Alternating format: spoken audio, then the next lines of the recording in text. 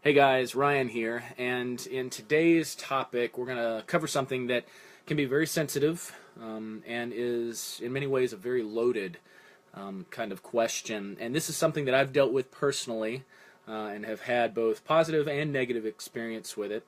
And the reason that I'm kind of bringing it up today is because I saw this question posted this morning in a Facebook group. And that is the question of what should you do when your senior pastor requests a specific song. And so let me just say up front that this is loaded. I don't think there's an easy answer to this. I've seen many people comment, just suck it up and do it. I've seen others say that you should just submit, no questions. And others say, well, it's not your role to govern the direction of the church. And there are cases where all those things I believe are true, but I think that there's just some things that need to be talked about when considering this. And so, first and foremost, the Bible's clear that we need to submit to those who are in leadership above us, who have authority over us. And so when a senior pastor comes to you as the worship leader or worship pastor and says, I want you to do this song on Sunday, that's not him asking, that's him demanding, that's him telling you he wants that. And so in that case, I think, yeah, you do need to submit to his authority on that. And again, let me just preface this by saying a lot of these decisions in making, whether you have conversation about it or not, is all dependent upon the relationship between you and your senior pastor. The relationship is just paramount in this situation. You being able to trust your pastor being able to trust you, just the experience, life experiences, and just time spent together. And so that's very key and crucial to making these decisions. So if your pastor comes to you and says, I want you to do this song on Sunday, that's really him kind of demanding you and giving you a mandate to do this song. And so perhaps in that situation, it's wise to just submit to his leadership and authority and say, okay, maybe ask him, how would you like it done? Is it, do you want it like the way it's done originally? Is it okay for us to kind of modify it and make it a little bit more us if it's kind of dated? If it's a song that definitely fits your culture of your church and fits where the worship style and all that kind of is for your church, then that's a little bit easier. But if it's something that's just kind of very far-fetched, then that makes it a little bit more of a challenge. And I think the reason being is because worship leaders and worship pastors, one of your principal jobs, I believe, is to have your thumb on the pulse of your congregation to see what resonates with them in corporate worship.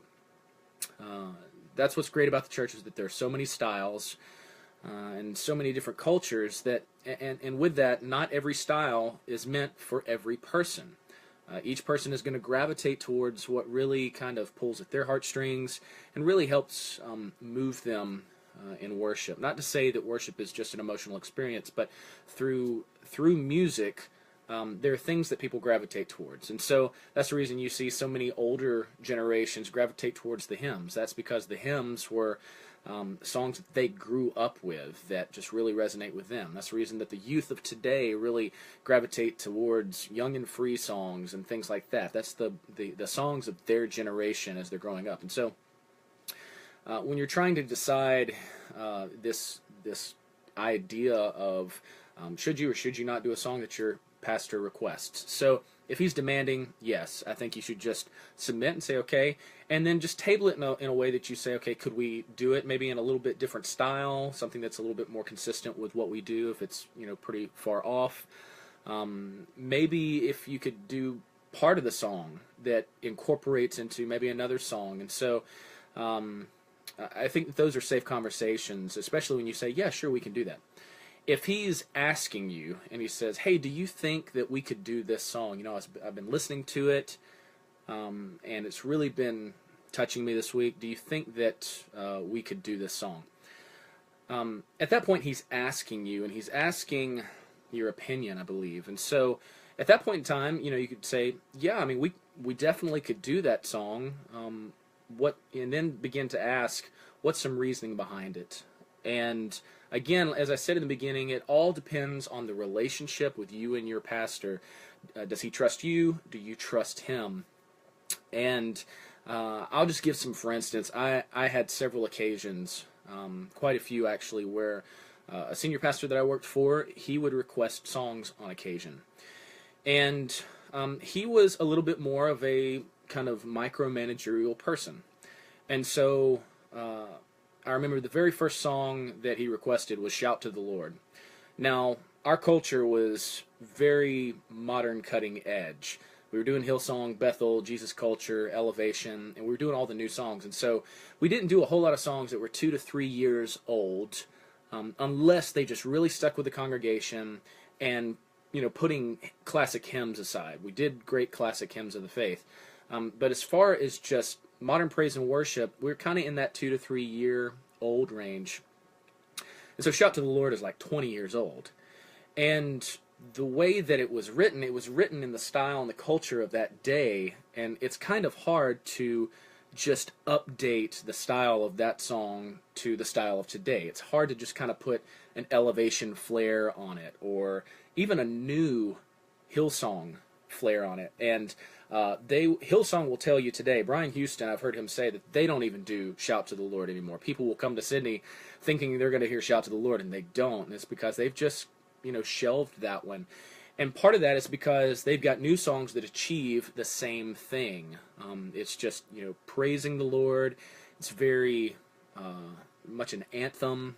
And so what I would do in those situations is I would say, hey, what's kind of your thought behind using it? If it was just the song that touched them, I would ask, hey, is it possible that we could do a song that's similar, that's in the vein and the culture of our church, that achieves the same thing? And I would give some for instances, and I'd say, hey, take a listen to these couple of songs and let me know what you think. And if none of those really work, yeah, we can totally do Shout to the Lord. Excuse me. So that's the way that I would just table it. And I had to do that on several occasions. And so sometimes we would totally do the song. Other times we wouldn't, and we would do a different song. But it all comes down to just the relationship with you and your senior pastor. Some people have responded and said, well, it's not your job to govern the direction of the worship of the church. And I would kind of lean towards disagreeing that you as the worship leader and the worship pastor of your church, you've been charged with helping to lead people in corporate worship at your, in your church and in your congregation. And so I think because of that, that warrants you following the Lord's leadership, seeing what your congregation needs, and helping to direct them. In many ways, you are a shepherd, and the senior pastor is the shepherd over the whole church, but the senior pastor, his skill set may not be music, and he's hired you because you have the skills in music and worship. And so the senior pastor needs to learn to trust you and your judgment in the songs that you pick, and obviously you have to do this with humility and such, and then at the same time you need to trust his judgment if he's feeling like, the church really needs to hear this song. So again, I think that, like I said in the beginning, it's a loaded question. It's not, I don't believe it's an easy answer as just saying, yeah, just do it, because just like as a worship leader, I would never pick a song just because I like it, even though it may not be the right song for the church. It may not be something that they could gravitate towards. I'm not going to pick it just because I like it. In the same way, the senior pastor, I feel, needs to do the same thing. He doesn't need to force a song on the congregation just because he likes it. Our whole motive and mindset needs to be, what does the congregation need? What is best for them? Not what's best for me, what's best for them.